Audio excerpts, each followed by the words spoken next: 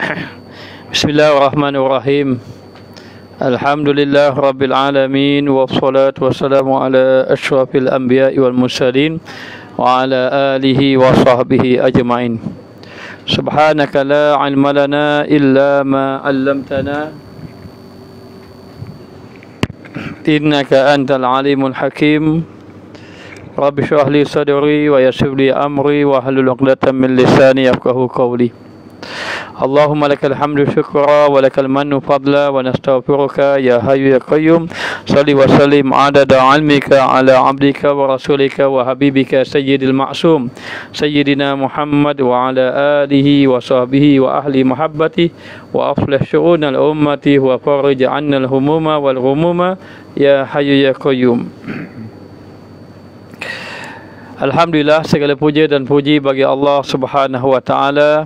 Salawat dan salam ke atas junjungan besar Nabi kita Muhammad sallallahu alaihi wa alihi wasallam. Dan kita bersyukur kepada Allah Taala pada malam ini kita masih lagi dapat bersama-sama dalam pengajian bicara ilmu kitab hikam. Dan insya-Allah maknanya kita mohon kepada Allah agar perjalanan pengajian kitab hikam ini berjalan dengan baik. Moga-moga dapat kita laksanakan pengajian kita ini, dan kita mohon kepada Allah walaupun kita berada di rumah masing-masing, namun kita mohon agar Allah menulis semua nama-nama kita dan ahli keluarga kita di kalangan orang yang belajar ilmu. Jadi di mana sahaja berada, sama ada di Malaysia ataupun di Singapura ataupun di mana-mana sahaja, semoga dirahmati oleh Allah Ta'ala, diberi kebaikan oleh Allah Subhanahu Wa Ta'ala. Jadi insya-Allah pada malam ini kita akan sambung pengajian kitab hikam kita, dan kita berada di muka surat 56. Jadi kita sambung kitab hikam kita pada muka surat 56. Qala musannif rahimahullahu ta'ala wa nafa'ana bi'ulumihi fid darain amin. Matlabul arifina min Allah as-sidqu fi ubudiyyati wal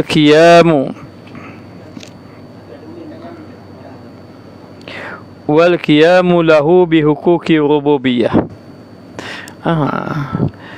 Matlabul arifina min Allah as-sidqu fi ubudiyyati wal qiyamu lahu. Sebenarnya wal qiyamu lahu, siapa yang kitabnya tu ada tertinggal huruf mim tu wal qiyamu lahu bi huquqi rububiyyah. Maksudnya yang dituntut segala orang yang arif, orang yang arif billah, yang mengenal Allah, yang dituntut segala orang yang arif daripada Allah Ta'ala itu sidik di dalam ubudiyah dan berdiri pada segala hak rububiyah. Maka maksud di dalam matan ini memberitahu kepada kita bahawa apa yang diminta oleh orang yang arif billah, orang yang mengenal Allah, tidak sama dengan apa yang diminta oleh kita yang orang yang awam. Orang awam kadang-kadang permintaannya itu masih lagi meliputi nafsu. Kadang-kadang dia memohon sesuatu dan dia ingin sesuatu, kadang-kadang berkaitan dengan nafsu, dengan kehendak dia, dan hanya memikirkan tentang kepentingan dirinya sahaja. Tetapi tidak berlaku kepada orang arif billah. Orang arif billah dia tidak ada meminta untuk dirinya, dia hanya meminta untuk Allah. Apa maksud meminta untuk Allah? Maka dia meminta adalah sesuatu untuk dia nak mengabdikan diri kepada Allah. Matlabu, tuntutan, kehendak, doa dan seumpamanya itu al-arifin, orang-orang yang arif billah, yang benar-benar mengenal Allah, yang mana hatinya benar-benar bertauhid kepada Allah, yang mana dia benar-benar beribadat kepada Allah. Maka yang dituntut oleh orang arif ini daripada Allah, dia minta apa? ada dua perkara. Yang pertama, as-sidqu fi ubudiyah. Dia meminta yang pertama benar dalam dia mengabdikan diri kepada Allah. Benar dia di dalam pengabdian diri kepada Allah. Maka dia minta kepada Allah, biarlah dia beribadat dalam keadaan yang dikehendaki oleh Allah. Maka benar di dalam ubudiyah ini, ulama menyatakan bahawa antaranya adalah ikhlas dalam melakukan amal. Kerana Allah Ta'ala telah berfirman, wa ma umiru illa liya'budullah mukhlishina lahuddin. Tidaklah Allah memerintahkan hambanya itu melakukan ibadat kecuali dalam keadaan ikhlas semata-mata kerana Allah Ta'ala. Maka dia memohon kepada Allah, as-sidqu fi ubudiyah, hendaklah dia benar di dalam ubudiyah. Maknanya dia mohon kepada Allah, biarlah dia melakukan ibadat itu dalam keadaan ikhlas ketika mana melakukan ibadat. Yang kedua, as-sidqu fi ubudiyah, benar di dalam ubudiyah, yakni melakukan amal ibadat itu dalam keadaan takwa kepada Allah. Dalam keadaan takwa kepada Allah. Maknanya hatinya sentiasa ingat kepada Allah dan sentiasa menjauhkan diri daripada larangan Allah. Dalam waktu yang sama sentiasa meningkatkan amal ibadah kepada Allah Subhanahu wa taala. Dan juga benar dalam ubudiyah ini, yakni menepati kehendak Allah Subhanahu wa taala. Lalu dikatakan ada dua permintaan yang dicari oleh orang arif billah. Yang pertama, benar di dalam ubudiyah. Yang kedua, wal qiyamu lahu bihuquqi rububiyah, yakni berdiri pada segala hak rububiyah. Apa makna berdiri di situ? Yakni melaksanakan hak-hak Allah Ta'ala. Jadi mohon kepada Allah. Yang pertama, dia benar di dalam ubudiyah, ikhlas. Dan yang kedua yakni dia memohon kepada Allah agar Allah memberi kemampuan dia untuk melaksanakan ibadat mengikut kehendak Allah. Mengikut kehendak Allah Ta'ala. Jadi apakah hak dia kepada Allah? Hak dia kepada Allah hendaklah mengabdikan diri dalam keadaan tidak melakukan syirik kepada Allah. Faman kana yarju liqa'a rabbih falyamal amalan salihan wa la yusyrik bi'ibadati rabbih ahada. Sesiapa yang inginkan bertemu dengan Allah dalam keadaan Allah Ta'ala redha kepada kamu, maka hendaklah kamu ini beramal ibadat kepada Allah Ta'ala dan jangan melakukan syirik kepada Allah.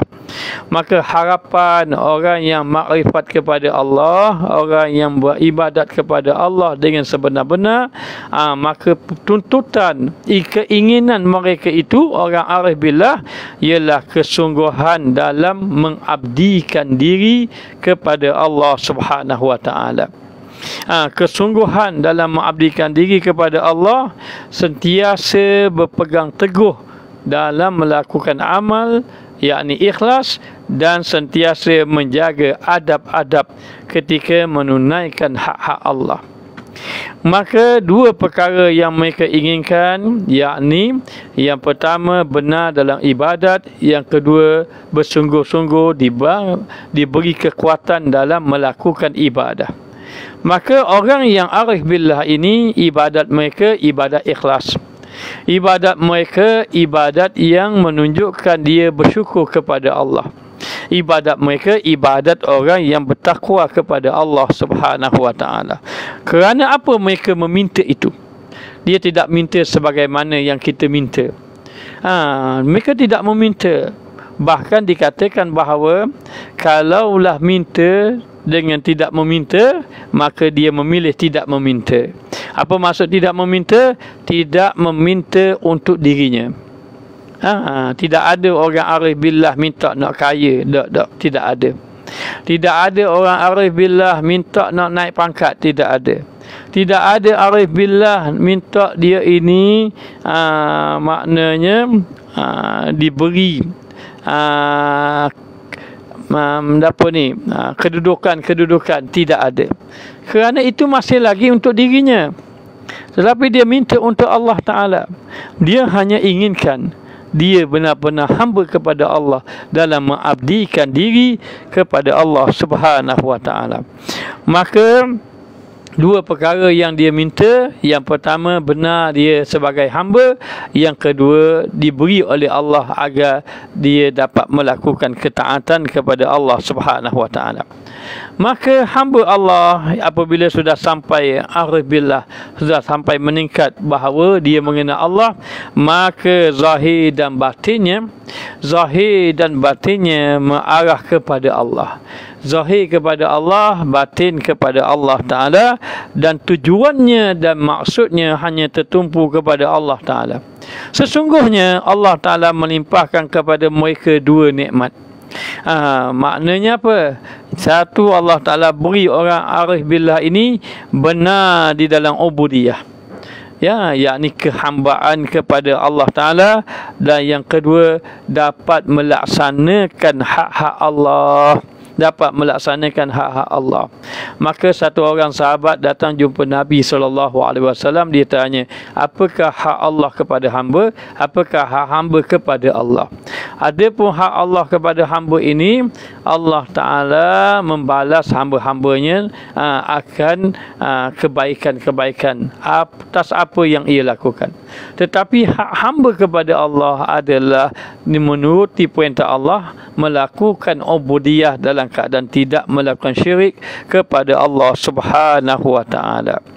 Maka benar-benar dalam kehambaan itu ialah melaksanakan dengan ikhlas, dengan adab sopan sebagai kehambaan kepada Allah Ta'ala, bahkan termasuk juga dengan bersyukur kepada segala nikmat Allah dan termasuk juga sabar di atas ujian Allah Subhanahu wa Ta'ala. Dalam waktu yang sama juga bertawakal, menyerah diri kepada Allah Ta'ala, dan akhirnya mengharapkan rahmat Allah dan juga dalam keadaan bertakwa kepada Allah Subhanahu wa Ta'ala. Ini yang dimasukkan benar dalam kehambaan. Macam mana benar dalam kehambaan? Yakni menjaga adab dia ketika mana dia dengan Allah. Dalam waktu yang sama bersyukur dengan nikmat Allah. Yang kedua, bersyukur ia dengan nikmat Allah Ta'ala. Dan yang ketiga, sabar dia segala ujian Allah Subhanahu wa Ta'ala. Dan yang keempat, mengharapkan rahmat Allah Ta'ala. Dan yang kelima, sentiasa bertakwa kepada Allah Ta'ala di mana saja ia berada. Ini dipanggil benar dalam kehambaan. Adapun benar dalam ubudiyah. Apa makna benar dalam ubudiyah? Benar dalam ubudiyah dengan arti kata melaksanakan amal ibadat kepada Allah Ta'ala dalam keadaan menepati kehendak Allah dan Rasul, menepati syariat. Kita orang yang berpegang dengan mazhab Imam Syafi'i, maka berpegang dengan pandangan Imam Syafi'i dalam melakukan amal ibadah kepada Allah. Dari segi tauhid berpegang dengan Al-Imamu Abu Mansur Maturidi ataupun Abu Hasan Asy'ari. Dari segi tasawuf berpegang dengan ulama-ulama tasawuf yang muktabar seperti Imam Al-Ghazali, Syekh Abdul Qadir Jilani dan sebagainya. Maka melaksanakan benar dalam ubudiyah, dia melaksanakan amal ibadat mengikut kehendak yang dikehendaki oleh Allah Subhanahu wa Ta'ala. Maka Sayyidina Umar Al-Khattab radhiyallahu anhu pernah berkata kepada Abu Musa Asy'ari, dia mengatakan, barang siapa yang ikhlas niatnya, maka Allah Ta'ala memberi kecukupan kepada dia. Cukup dah. Ikhlas saja kamu, niat ikhlas, jangan minta apa-apa, Allah sudah cukupkan kamu. Maka inilah yang dikehendaki oleh orang-orang yang arif billah. Mereka tidak ada yang lain. Mereka tidak minta sesuatu yang berkaitan dengan nafsunya, tetapi mereka meminta sesuatu yang dikehendaki oleh Allah Subhanahu wa Ta'ala. Sebab tu matan yang kita baca dulu tu maknanya sebaik-baik yang kamu minta adalah permintaan yang Allah suruh minta. Begitulah. Ini sifat orang yang arif billah, yang benar-benar mengenal Allah Subhanahu wa taala. Bermula yang dituntut oleh orang yang alim. Orang yang alim yang terlebih tinggi daripada yang dituntut.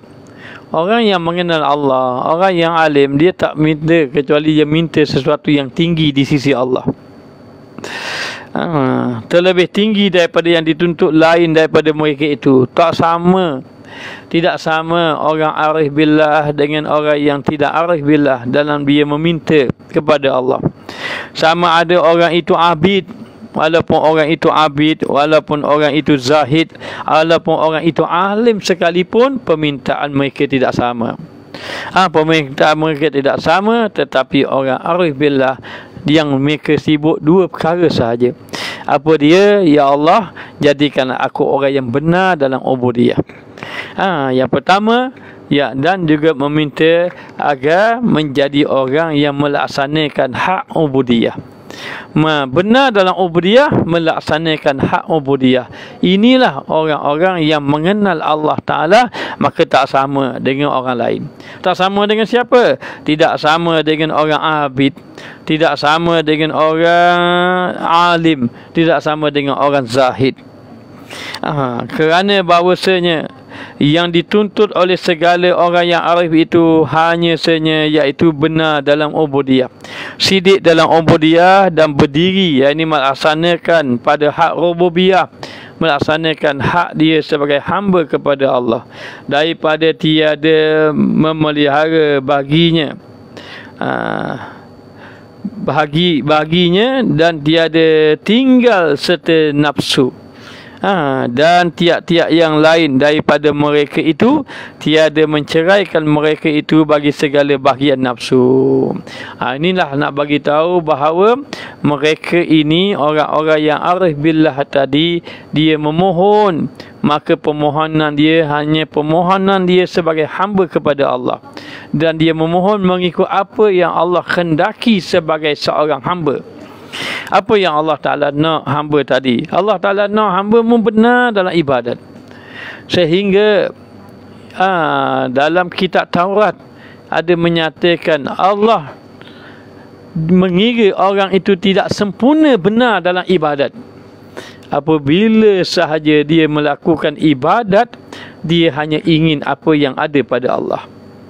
Apa yang ada pada Allah? Yang ada pada Allah itu syurga, maka syurgalah dia minta. Apa yang ada pada Allah? Yang ada pada Allah itu neraka, maka nerakalah yang dia minta jauh. Maka tidak sempurna benar. Belum lagi mencapai orang yang benar-benar arif billah. Ini peringkat orang awam macam kita. Orang awam macam kita minta syurga. Orang awam minta macam kita minta jauh neraka. Tetapi orang arif billah tidak. Sehingga Rabi'atul Adawiyah pernah munajat kepada Allah. Lalu dia mengatakan, ya Allah, seandainya aku beribadat kerana aku ingin masuk di dalam syurga, maka jangan engkau masukkan aku dalam syurga. Seandainya aku beribadat kerana takut neraka, masukkan aku dalam neraka. Kerana sesungguhnya aku beribadat bukan kerana syurga, kerana neraka. Aku beribadat kerana aku benar-benar cinta dan hamba kepadamu. Itu gambaran orang yang sudah arif billah. Adapun kita orang awam minta lagi apa-apa yang berkaitan dengan kehendak kita, dengan nafsu kita. Maka oleh kerana itu pengarang kitab kita ajar kepada kita, biarlah kita tak sampai arif billah pun, tetapi kita mengikut sebagaimana yang dikehendaki oleh orang arif billah itu. Apa dia? Yakni memohon kepada Allah agar kita benar menjadi hamba kepada Allah, dan juga maknanya kita mohon kepada kepada Allah Ta'ala agar kita ini diberi kekuatan untuk melakukan amal ibadah kepada Allah Subhanahu Wa Ta'ala. Maka ini sifat seorang hamba yang mengenal akan Allah Subhanahu Wa Ta'ala. Maka oleh kerana itu hendaklah kita memahami, dikatakan bahawa orang yang melaksanakan hak Allah ini benar di dalam ubudiyah ini, mengatakan bahawa Syekh Zarruq rahimahullah ta'ala berkata, hak-hak rububiyah, hak rububiyah itu ada 3. Yang pertama, bersungguh-sungguh dalam melaksanakan hak Allah. Yang pertama, bersungguh-sungguh dalam kita melaksanakan hak Allah Ta'ala. Ini hak rububiyah. Yang melaksanakan. Yang pertama benar dalam ubudiyah. Yang pertama benar dalam ubudiyah. Yang kedua dikatakan maknanya benar di dalam ubudiyah sebagai hamba kepada Allah Subhanahu Wa Ta'ala. Maka apa dia jalan hak rububiyah tadi? Ada 3. Yang pertama, bersungguh-sungguh dalam melaksanakan segala perintah Allah. Bersungguh-sungguh dalam melaksanakan segala perintah Allah. Ini yang pertama. Yang kedua, hatinya hanya berpaling kepada Allah. Hatinya hanya bergantung kepada Allah. Hatinya hanya bergantung kepada Allah Ta'ala. Yang kedua. Yang ketiga, menyerahkan segala perjalanan takdir dan hukum Allah Ta'ala. Hanya menyerahkan kepada perjalanan hukum dan juga takdir Allah Subhanahu Wa Ta'ala. Sebab itu ditanya sebahagian daripada orang arif billah ni. Orang arif billah ditanya pada dia, apakah kehendak orang arif billah ni? Apa yang dia nak? Dia kata kehendak orang arif billah ni adalah mengikut kehendak Allah. Apa yang Allah Ta'ala kehendaki, apa yang Allah Ta'ala kehendaki pada hamba, itulah yang dikehendaki oleh maknanya orang arif billah yang betul-betul mengenal Allah Subhanahu Wa Ta'ala. Lalu dikatakan pernah satu ketika Nabi Isa alaihissalam ditanya, dia kata, apakah amal yang benar-benar bersih? Apakah amal yang benar-benar bersih? Lalu dikatakan amal yang diamalkan adalah semata-mata kerana Allah, tidak ada disertai dengan keinginan nafsu. Semata-mata kerana Allah, tidak ada disertai dengan keinginan nafsu. Itulah amal yang benar-benar bersih. Macam mana keinginan nafsu? Kadang-kadang begitulah. Kalau kita infak, kita nak orang puji kita. Oh, kamu ni dermawan. Kalaulah kita ini menjawab soalan, kita nak orang kata kita ni alim, soleh. Maknanya kalau kita baca Quran, kita nak orang puji kita, biar orang tahu kita ni banyak baca Quran. Maka jadilah kita beramal sedikit sebanyak ada nafsu di dalamnya, kecuali orang-orang yang dipelihara oleh Allah Ta'ala. Moga-moga para jemaah kita semua dipelihara oleh Allah Subhanahu Wa Ta'ala. Sebab itu Imam Al-Ghazali ada menceritakan bahawa ada seorang hamba Allah Ta'ala berkata, saya telah mengerjakan sembahyang berjemaah di masjid. Saya selalu sembahyang berjemaah di masjid, dan saya selalu berada di saf yang pertama selama 30 tahun. Kemudian pada hari saya telah masuk masjid, akhirnya satu hari saya tidak dapat saf yang pertama. Maka sembahyang saya di saf yang kedua. Kemudian saya pun terasa malu pada manusia. Kerana apa? Kerana manusia akan lihat saya, orang akan tengok saya sembahyang pada saf yang kedua. Dia pun mula merasa malu. Maka tahulah saya bahawa yang menimbulkan ketenteraman dan juga ketenangan hati dalam sembahyang, kerana saya ini berada saf yang pertama. Kalau saya duduk saf pertama barulah rasa tenang. Maka saya duduk saf kedua, saya rasa malu. Ternyata malu itu bukan malu pada Allah, malu pada makhluk. Malu pada makhluk. Ini yang sebab itu dikata benar dalam ubudiyah ini mitok sungguh dengan Allah. Benar dalam ubudiyah. Bila benar di dalam ubudiyah ini, maka sebenarnya ibadat dia tidak ada kerana makhluk. Sehingga dikatakan bahawa, ni kisah Imam Ghazali cerita di dalam kitab Ihya Ulumuddin. Ada satu orang tu kata, saya mayang saf pertama, saya pergi main masjid berjemaah saf yang pertama, dan saya saf yang pertama tu 30 tahun. Satu hari saya terlambat duduk saf yang kedua. Jadi saya rasa malu pada orang. Malunya orang tengok saya saf yang kedua. Lalu saya sedar, rupa-rupanya ibadat saya masih lagi berpaling dengan makhluk, belum lagi semata-mata kerana Allah. Ada setengah cerita tentang sembahyang. Dia sembahyang tak pernah tinggal sembahyang saf yang pertama. Tidak pernah ketinggalan rakaat. Bertahun-tahun, tiba-tiba satu hari dia terlewat. Ketika mana terlewat, masa duduk sembahyang, duduk layak akhir, dia fikir. Dia kata, Kegi, aku tambah satu rakaat. Malu aku ni kena tambah satu rakaat. Maka dia sedar, selepas dia sembahyang, dia sedar selama ini aku masih lagi ibadat aku bergantung dengan makhluk. Masih lagi malu dengan makhluk. Patutnya aku malu dengan Allah Ta'ala. Lalu dikatakan bahawa dia mengqadhakan kembali sembahyangnya. Maka demikianlah pandangan orang sufi, pandangan orang yang soleh. Dia kira masih lagi makhluk, masih lagi makhluk, tak ada langsung dengan tu. Sebab tu kita dalam melakukan amal ibadat, jangan hiraukan celaan orang yang mencela. Jangan terasa bangga dengan pujian orang yang memuji. Orang puji kita, jangan kita terasa bangga. Jangan rasa layak kita dipuji. Orang yang rasa layak dia dipuji, sebenarnya dia ini maknanya tidak merasa malu dengan Allah. Maka bila orang puji kita, jangan rasa kita layak. Tetapi bila orang memuji kita, kita kena bersyukur kepada Allah, kerana Allah menutup keaiban kita. Apabila Allah membuka keaiban, tidak ada lagi orang yang akan memuji kita. Baik, maka dengan itu kita kena benar dalam amal ibadat.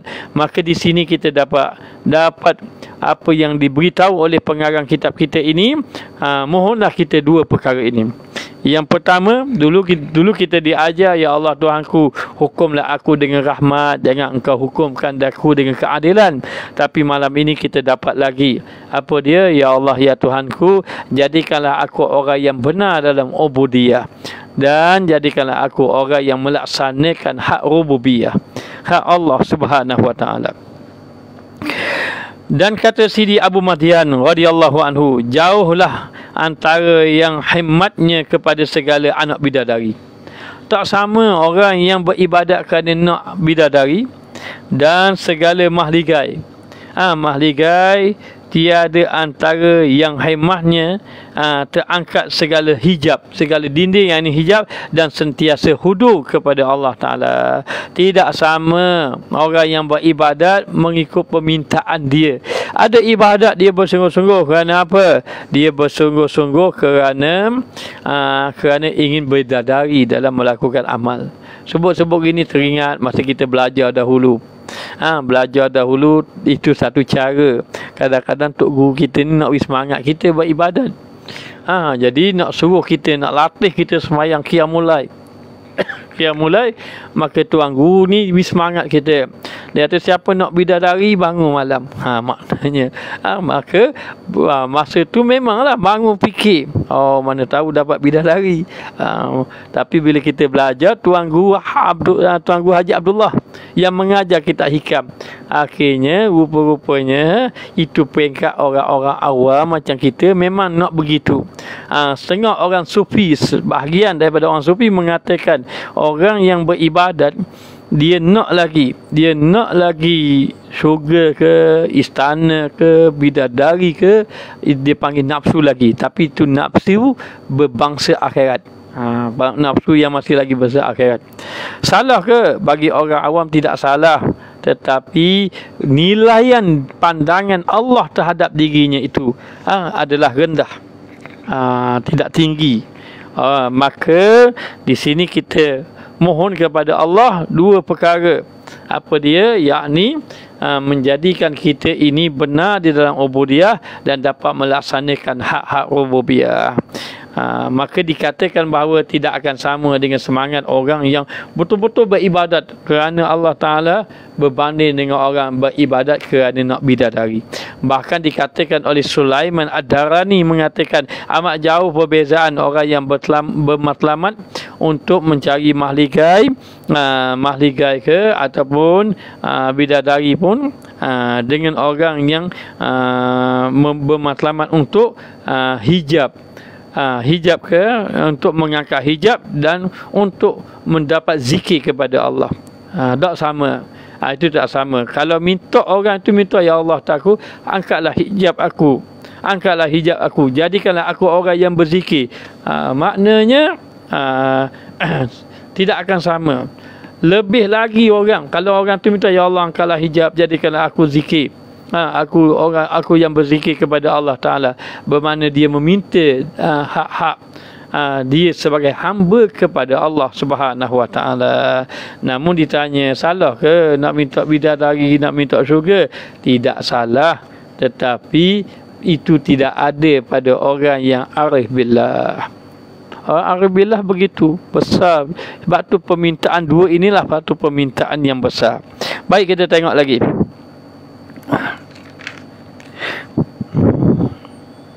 Dan sidik itu terlebih tinggi martabat bagi segala orang yang salik, sebagaimana seperti firman Allah Ta'ala, hai segala mereka yang percaya, takut oleh kamu akan Allah Ta'ala, dan adalah kamu serta segala orang yang sidik.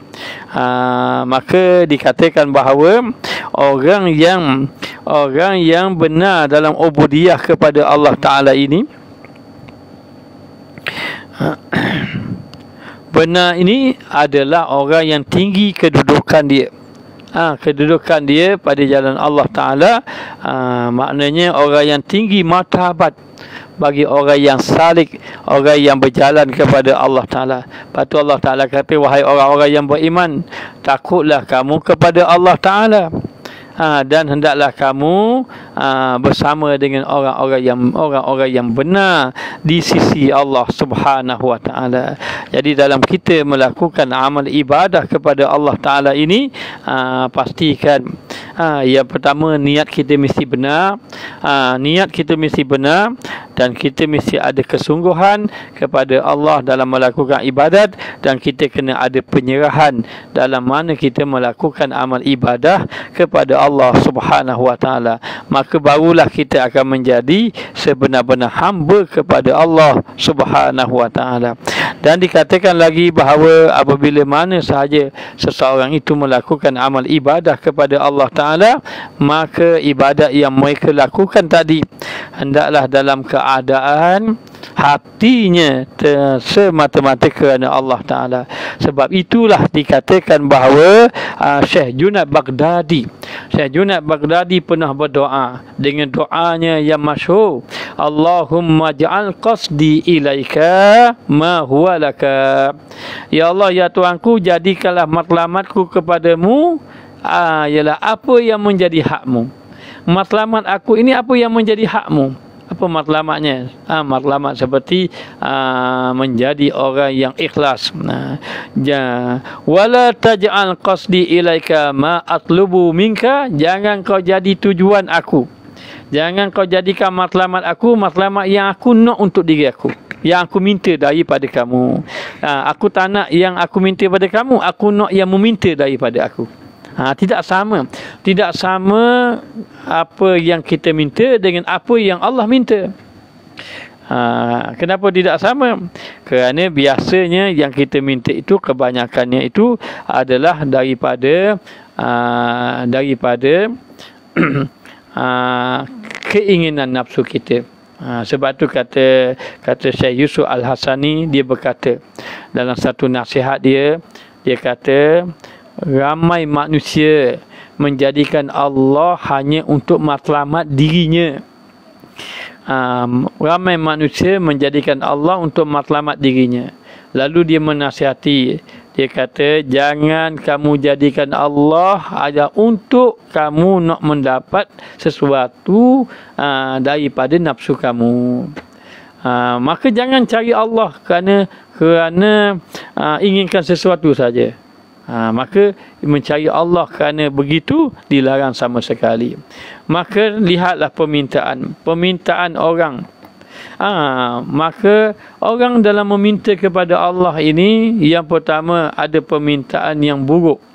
Apa permintaan yang buruk? Maka permintaan ini kata ulama haram, berdosa. Seperti apa? Seperti kita meminta bahawa supaya orang kafir itu diselamatkan azab. Tidak diangkat azab kuburnya contohnya. Dan kita sudah tahu bahawa orang kafir itu dilaknat. Maka kita pun mohon kepada Allah. Maka kata ulama itu dilarang sama sekali. Jangan kamu mencampur urusan Allah Ta'ala. Allah Ta'ala telah menetapkan begitu. Maka jangan kita berdoa begitu. Kerana apa? Kerana itu doa yang dilarang oleh Allah, doa yang tidak dikehendaki oleh Allah Ta'ala. Maka ini dipanggil doa yang sangat buruk. Yang sangat buruk. Yang pertama. Yang kedua, dia panggil doa yang buruk, permintaan yang buruk. Apa dia permintaan yang buruk? Permintaan yang buruk itu adalah seperti kita memohon kepada Allah Ta'ala supaya kita mohon kepada Allah Ta'ala supaya kita ini mendapat kemasyhuran satu, ataupun kita doa kepada Allah agar orang itu dimatikan oleh Allah. Contohnya kita doa, itu dipanggil permintaan yang buruk.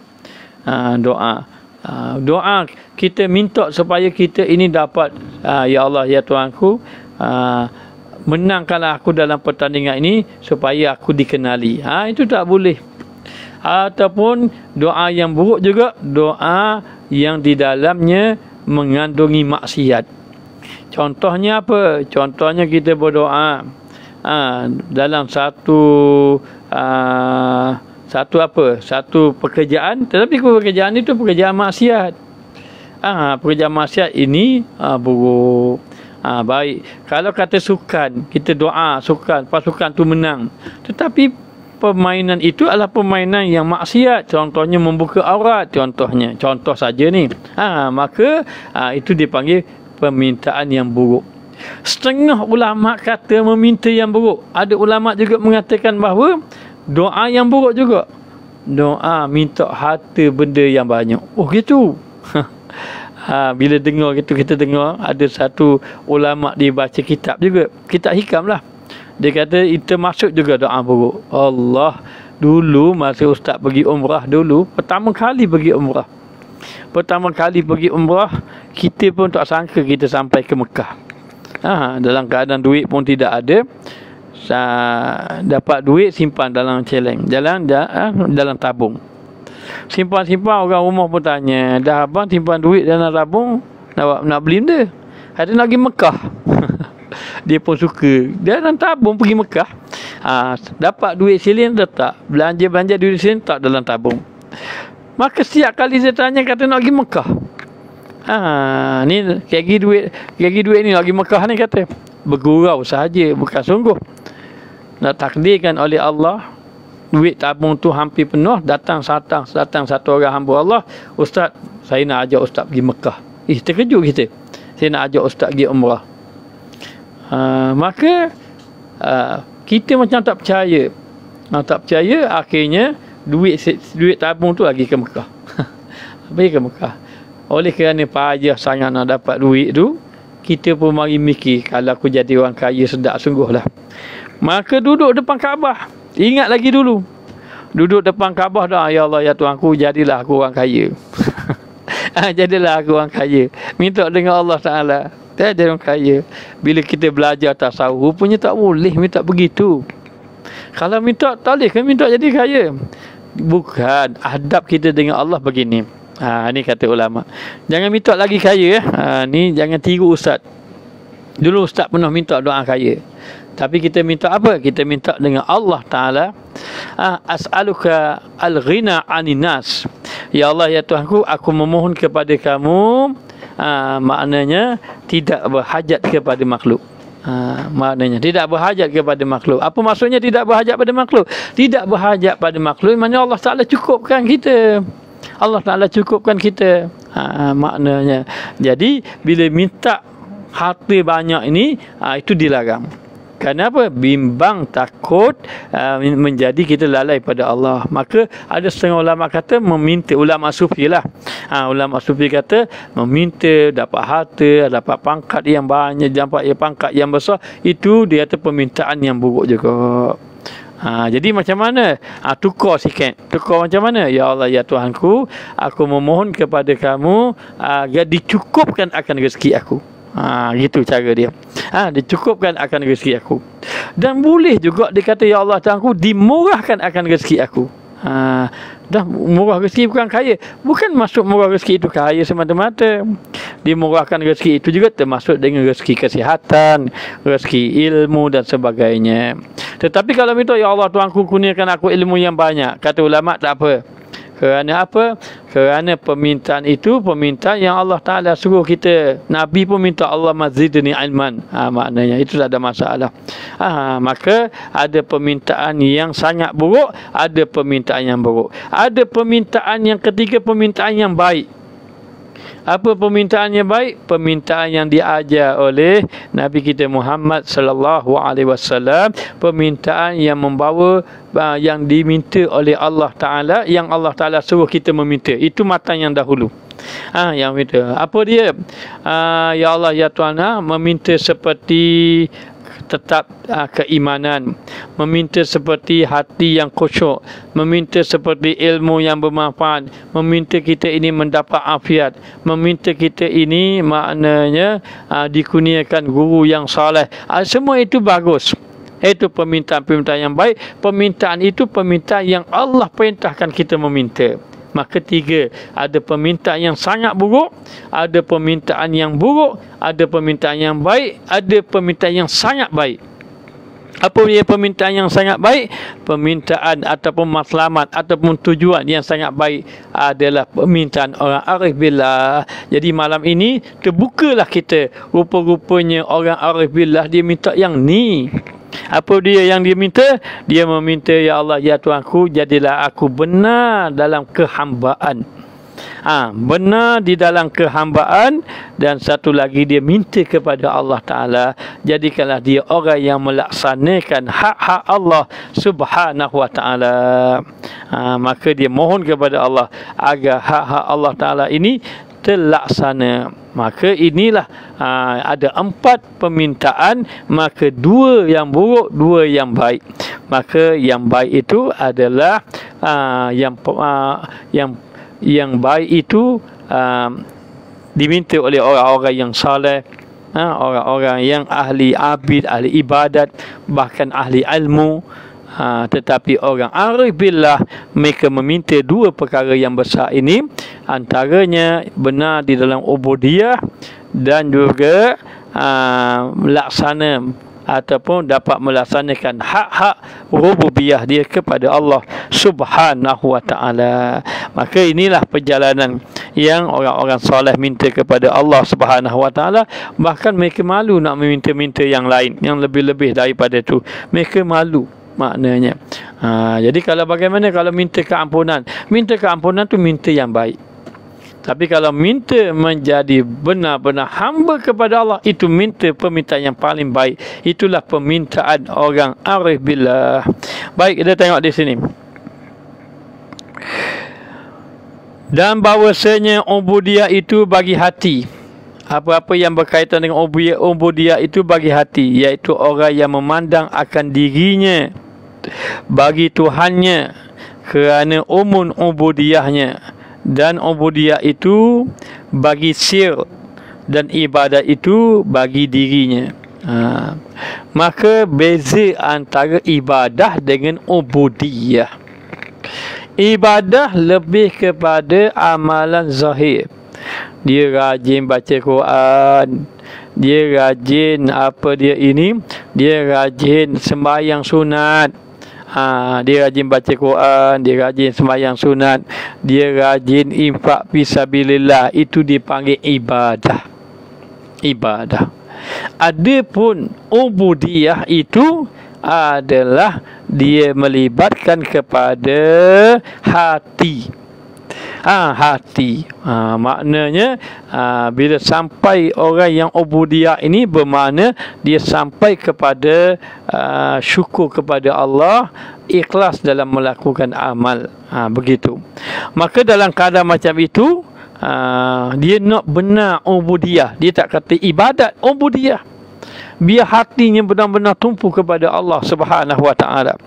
Lalu dikatakan bahawa orang yang memandang akan dirinya bagi Tuhannya, dia hanya bukan untuk dirinya, dia hanya memandang untuk Allah saja. Dia nak buat untuk Allah saja. Dia tak kira dah Allah nak bagi apa-apa ke dia, tak kira. Yang dia bagi, dia nak untuk Allah Taala sahaja. Maknanya kalau bahasa kita, bahasa mudah kita lah, maknanya nak hanya menggembirakan Allah saja. Allah tak berhajat pada kita. Macam seorang yang ahli khidmat. Dia ahli khidmat, dia ada dua jenis ahli khidmat. Ada yang ahli khidmat, dia berkhidmat, dia fikir aku khidmat ni, aku buat benda ni, apa yang aku khidmat dengan tok guru aku ni, apa tok guru aku nak bagi aku. Maknanya, maka dia fikir diri dia. Dia pun beritahu ke tuan guru. Dia kata dia kata, wahai tuan guru, saya ini nak khidmat dengan tuan guru ni. Saya nak berkhidmat dengan tuan guru. Boleh tak saya nak buat kerja gini. Maka dia pun khidmat. Tetapi di sebalik dia khidmat, dia mari fikir, apa tu guru aku beri kat aku. Tu guru aku ni ada anak puang. Takut-takut aku boleh kahwin dengan anak dia. Contohnya. Ataupun tu guru aku ni kaya sebenarnya. Takkanlah aku khidmat dengan dia tak beri benda-benda. Ataupun di ketika mana dia khidmat tu, dia mari mikir, aku kalau boleh serban tok guru tak apa dah. Aku boleh ridak tuan guru aku tak apa dah. Maka dia melakukan khidmat tadi tetapi masih memikirkan hak dia. Inilah maknanya orang yang khidmat. Ini yang pertama. Yang kedua dia khidmat, dia tak fikir hak dia. Dia tahu tok gurunya ni kaya, dia tahu tok gurunya maknanya seorang pemurah, tapi tak fikir tu. Dia fikir dia khidmat apa yang menggembirakan tuan guru dia. Maka yang dia fikir tu, dia fikir, adakah tuan guru ni gembira dengan aku? Maknanya adakah tuan guru ni maknanya dia ini aku berjaya menggembirakan dia, kehendak dia aku dapat tunai ke tak? Maka dia tak fikir apa tuan guru nak beri ke dia. Dia tak fikir, dia pun buat, dia tak kira dah. Tak ada dia fikir nak serban, nak rida, nak ni, dia tak ada fikir gitu. Tidak ada fikir macam tu. Maknanya, maka adakah sama dua golongan ini? Adakah sama dua golongan? Adakah sama dua ahli khidmat ini? Satu berkhidmat fikir diri dia, satu berkhidmat fikir orang yang dikhidmatkan. Mana saya tidak akan sama. Boleh tengok selalu, boleh tengok macam mana orang yang khidmat, dia fikir nak gembirakan gurunya, dia punya kerjanya lebih baik, kerja dia lebih baik. Dia pun tak tinggal guru dia sebab dia nak gembirakan guru dia. Tetapi kalau dia fikir diri dia, dia fikir diri dia, aku khidmat ni, benda apa tu guru aku nak beri kat aku. Aku buat ni apa yang aku dapat. Tiba-tiba lalu dia fikir, dia tak kira kerja dia, dia fikir dia nak tunggu apa yang dia dapat. Tiba-tiba kalau dia tak dapat, maka dia kerja lebih kurang saja. Begitulah gambaran orang yang hamba Allah dengan Allah. Begitulah. Maka orang arif bila dia kenal, dia tahu Allah dia mengenali Allah. Sebelum kita minta Allah dengan Allah, dia tahu Allah lebih tahu lagi. Maka dia tak fikir dah apa yang untuk diri dia, kerana dia telah serahkan dirinya untuk Allah. Allah yang menentukan yang paling baik untuk diri dia. Bahkan dia rasa malu nak minta dengan Allah Ta'ala. Apa yang tu nak minta, Allah lebih tahu apa yang sesuai dengan kita. Tengok, ini pandangan orang arif billah. Dia lebih tahu. Dia nak minta kaya. Allah tahu kalau dia kaya ni macam mana jadi. Dia nak minta pangkat. Dia tahu. Allah mengetahui. Kalau dia dapat pangkat macam mana apa yang berlaku. Dia tak meminta. Kecuali dia meminta Allah. Meminta untuk Allah Ta'ala. Begitulah gambaran orang yang arif billah. Orang yang arif billah. Bila dia begitu, mana tumpunya? Ada lagi tumpu pada dirinya? Tidak ada. Yang ada hanya menumpu kepada Allah Subhanahu Wa Taala. Inilah gambaran orang yang mengenal Allah dalam melakukan amal ibadah kepada Allah Taala. Sebab itu dikata ubudiyah ini, orang ubudiyah ini bagi hati, iaitu orang yang memandang akan dirinya bagi Allah. Dia ni untuk Allah. Sebab itu orang arif billah dia takut. Dia takut jadi Allah untuk dia. Tidak akan sama dia dengan Allah ataupun Allah untuk dia. Dia tidak fikir Allah untuk dia, tetapi dia memikir dia untuk Allah. Untuk Allah Ta'ala. Maka bagi Tuhannya kerana umum ubudiyahnya. Dan ubudiyah itu bagi sir, bagi hatinya. Dan ibadah itu bagi dirinya, bagi zahirnya. Dan menyempurnakan pada segala adabnya itu bagi menyampaikan bagi jalan. Lalu dia sempurnakan zahir dan batin. Itu baru orang benar-benar yang ubudiyah kepada Allah Ta'ala. Zahir dan batin disempurnakan bagi Allah Subhanahu Wa Ta'ala. Dan menyempurnakan bagi segala adab ubudiyah itu menyampaikan bagi ain tarik. Orang yang menyempurnakan adab dia berubudiyah kepada Allah Ta'ala. Apa adab ubudiyah? Adab ubudiyah ni sebagaimana yang kita kata, yakni di antaranya ikhlas di dalam amal. Yang pertama, benar di dalam ibadat. Benar dalam niat beribadat. Apa dia niat ibadat? Ni orang arif billah. Walaupun kita tak sampai arif billah, jangan kita kata kita belajar bab orang arif billah, kita tak sampai. Dok, kita akan mengikut perjalanan orang arif billah walaupun kita tak sampai. Pengarang kitab kita ini orang yang arif billah, dia tunjuk perjalanan dia. Sebab itu kita di sini kita dapat faham, kita kena jadi hamba kepada Allah dan kita hanya meminta sesuatu yang kita ini untuk Allah, bukan Allah untuk kita. Maknanya. Maka dalam keadaan macam itu, hendaklah kita ini benar niat di dalam ibadah. Apa bukti dia benar niat di dalam ibadah? Bukti dia benar niat dalam ibadah. Yang kedua, adab dalam melakukan ibadat. Adab dalam melakukan ibadat. Bagaimana adab dia ketika dia nak angkat takbir, itu dalam sembahyang. Bagaimana adab dia ketika berdoa. Bagaimana adab dia ketika berzikir. Mana boleh zikir sambil main telefon, subhanallah, subhanallah, lepas tu baca WhatsApp, subhanallah, subhanallah. Dah mana adabnya? Maknanya begitu. Macam orang baca Quran tapi kaki berlunjung menghadap kiblat, dia pun baca Quran bismillah. Mana adabnya? Tidak ada adab begitu. Maka adab yang kedua, benar dia tadi. Yang kedua, adab dia dalam melakukan ibadah kepada Allah, termasuk juga adab dia dengan makhluk. Dengan siapa? Dengan makhluk itu, yakni dengan gurunya, dengan ibu bapanya, dengan orang yang lebih tua daripadanya. Begitu kena jaga adabnya. Itu yang kedua. Yang ketiga, menjadi orang yang bersyukur dengan Allah di atas nikmat yang Allah bagi kepadanya. Yang keempat, menjadi orang yang sabar dengan ujian. Yang kelima, menjadi orang yang redha dengan hukum, iaitu dengan ketetapan Allah Subhanahu Wa Ta'ala. Yang keenam, sentiasa bertakwa kepada Allah Subhanahu Wa Ta'ala. Maka inilah dikatakan bahawa seseorang tadi ketika mana melakukan amal ibadat kepada Allah, benar dia dalam amal ibadat tadi. Bila benar dalam ibadat tadi dengan arti kata dia melaksanakan. Dan dan dirikan oleh mu'ubudiyah dengan membaiki adab. Baikilah adab kita.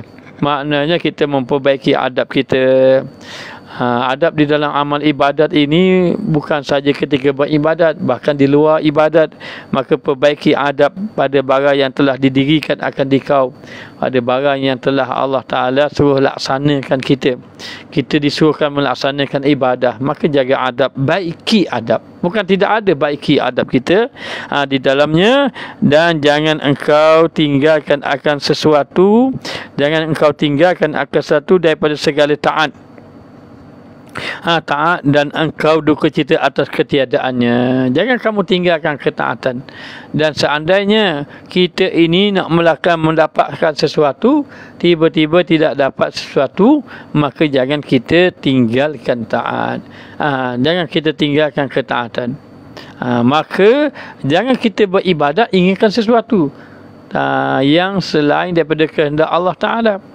Maka kalaulah kita beribadat kerana nak ni, kita pun baca ibadat ini untuk dapat ini. Siapa nak rezeki tak putus-putus buat macam ni, dia pun buat ibadat, tiba-tiba tak mencapai, maka dia tinggalkan, tak boleh. Pernah satu ketika satu orang tu, dia ini rezekinya agak sempit, susah. Kadang datang jumpa kita mengadu, kita cuba bantu, lalu kita kata dia, cubalah sembahyang sunat duha, jangan tinggal, jangan tak buat sembahyang sunat duha walau 2 rakaat pun cuba buat. Cuba buat, kerana sunat duha ni pembuka pintu rezeki. Maknanya dia pun buatlah sembahyang sunat duha. Selang berapa lama dia kata, Ustaz, sembahyang dah sunat duha tapi rezeki gitu juga. Maknanya rezeki tak berubah-ubah. Jadi di situ disalah faham. Walaupun Ustaz kata sembahyang sunat duha dibuka pintu rezeki, tapi jangan kamu niat begitu. Pintu rezeki dibuka oleh Allah Ta'ala, kita tak tahu daripada mana anak kuncinya. Boleh jadi anak kuncinya pada duha pintu rezeki terbuka. Tapi boleh jadi anak kunci pintu rezeki terbuka tu dengan sebab sembahyang sunat sebelum sembahyang sunat fajar 2 rakaat, sebelum sembahyang padu subuh tu. Boleh jadi juga pintu rezeki duduk pada kita banyak infak. Boleh jadi juga pintu rezeki dengan banyak sebab kita baik dengan isteri kita, anak kita. Tak tahu yang mana satu, tapi carilah pintu-pintu dia. Maknanya dia kata sembahyang sunat duha pun tak buat maknanya tak berubah juga. Maka di sini salah faham. Tidak benar kita ubudiyah begitu. Maka jangan tinggalkan apabila kita ini ketiadaan kita dapat sesuatu ataupun duka cita kerana kehilangan sesuatu, maka tidak boleh beribadat dalam keadaan macam itu. Dan dikatakan lagi dikatakan bahawa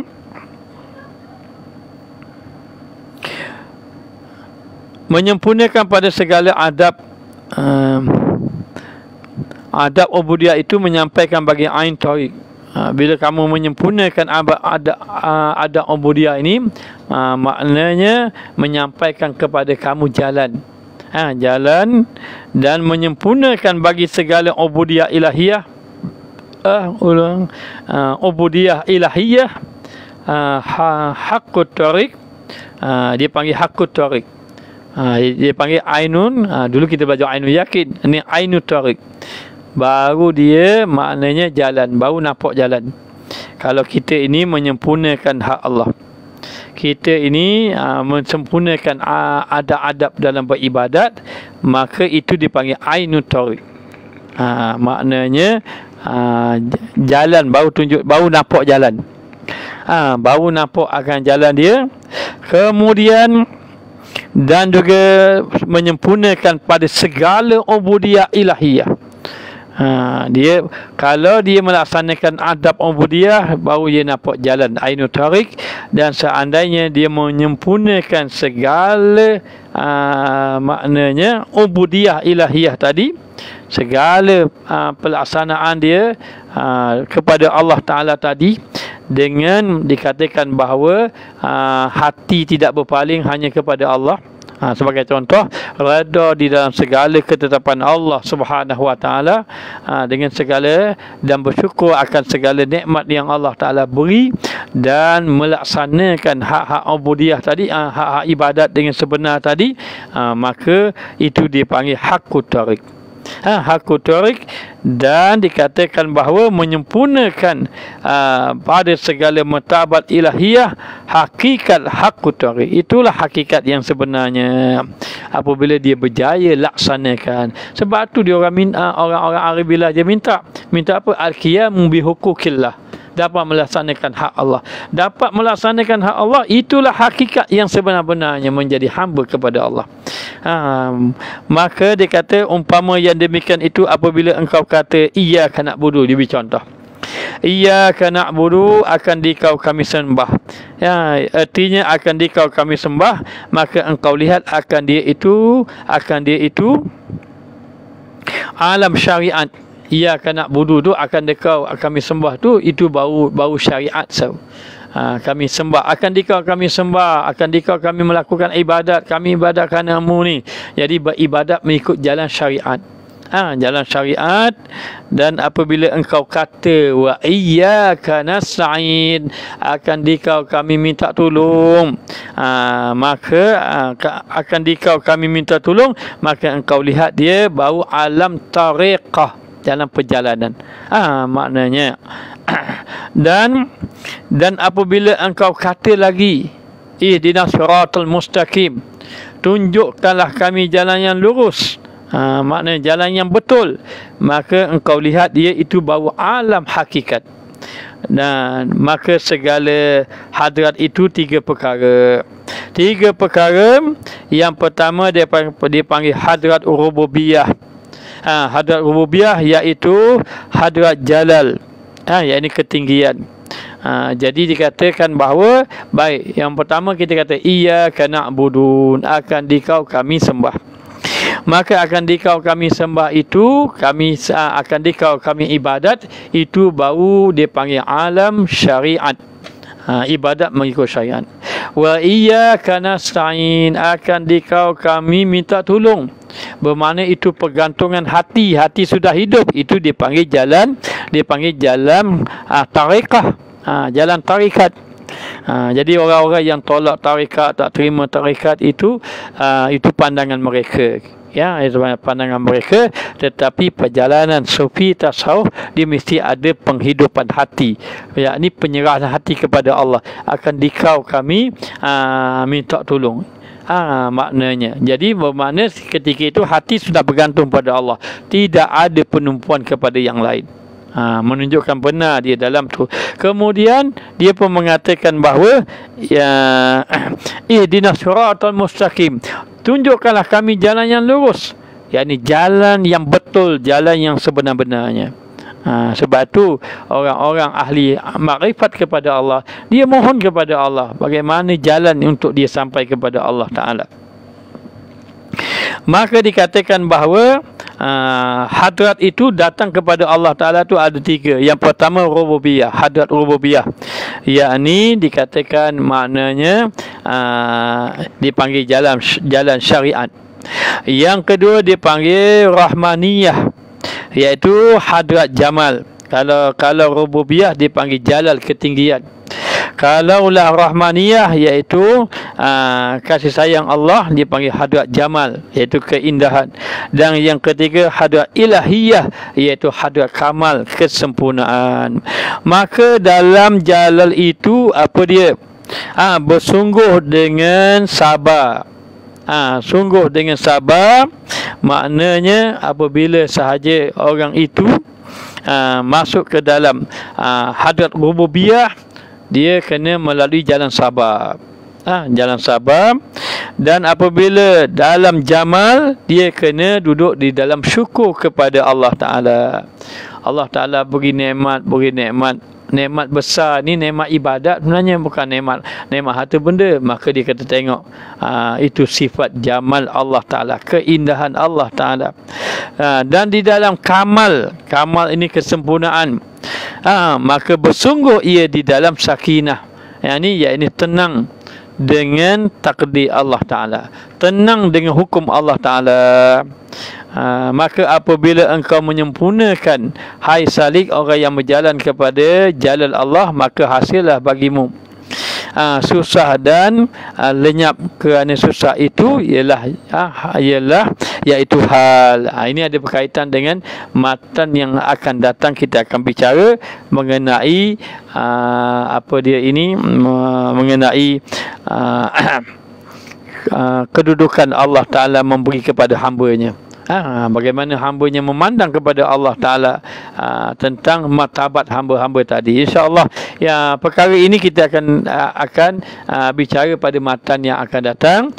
Jadi pada malam ini, mungkin malam besok insyaAllah kita akan sambung lagi. Tapi malam ini kita telah diberitahu oleh pengarang kitab kita ini bagaimana perjalanan orang arif billah, yang mana mereka ini memohon kepada Allah, dia untuk Allah, bukan Allah untuk dia.